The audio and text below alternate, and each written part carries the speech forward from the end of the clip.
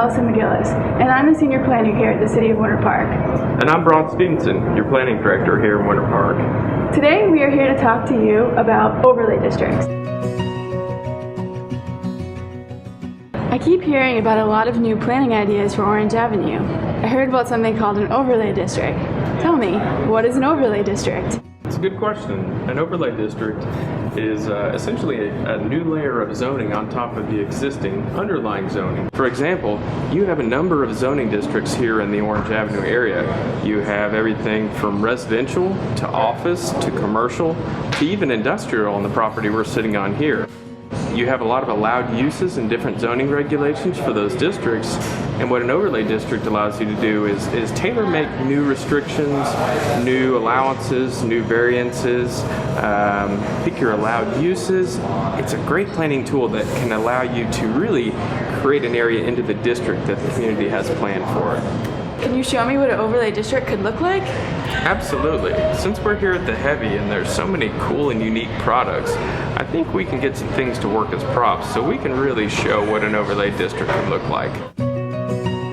So here's an example of what we can use to build a visual representation of what existing conditions may look like in an area versus what they will look like after the use of an overlay district. First thing we're going to need to do is build our road network. This is going to represent the public rights of way. Okay, so now that we have our network of streets, the next obvious thing is going to be the buildings that are located in the area. You're going to have buildings of every shape and size located throughout the area. Additionally, you're also going to have, hopefully, some existing trees that are in certain locations.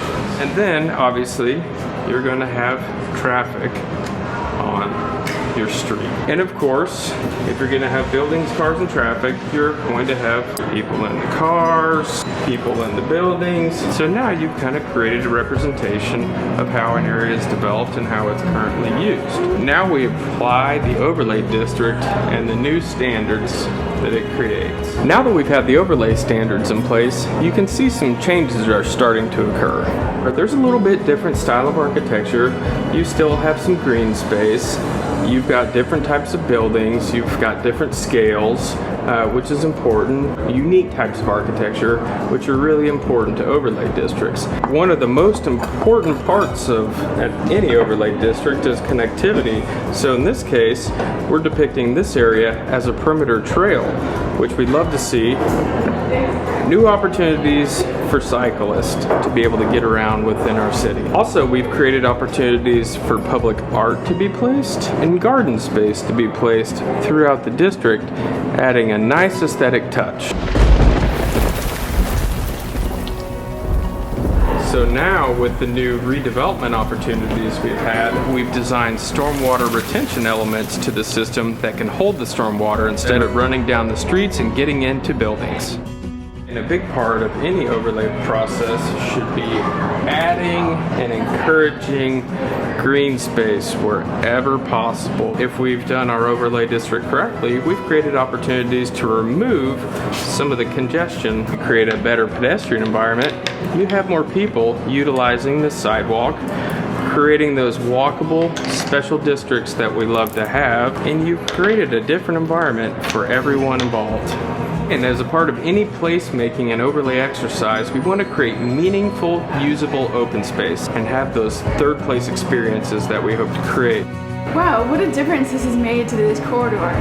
This is really a great transformative planning tool that we can use as we go through this planning process in Orange Avenue. This has reduced the congestion along the streets, it's added people to the sidewalks, it has created meaningful open space where people can gather and meet new friends. It's added additional landscaping and canopy for the sidewalks of people walking on. It's added new and interesting architecture to the corridor, and it has also created a place for stormwater to be handled in a more sustainable way to reduce the damages to the building from the runoff. And my favorite part is the new protected bike trail that has beautiful landscaping along it that creates a safe way for bikes and pedestrians to get and move through Winter Park. I think you're absolutely right. Using an overlay, doing it right, involving your community can create such transformation.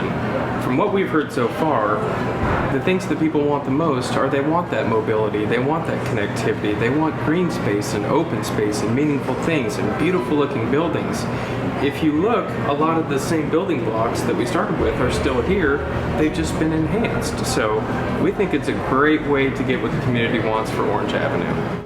Thanks for joining us today to learn about overlay districts. And join us next time when we talk about mixed use.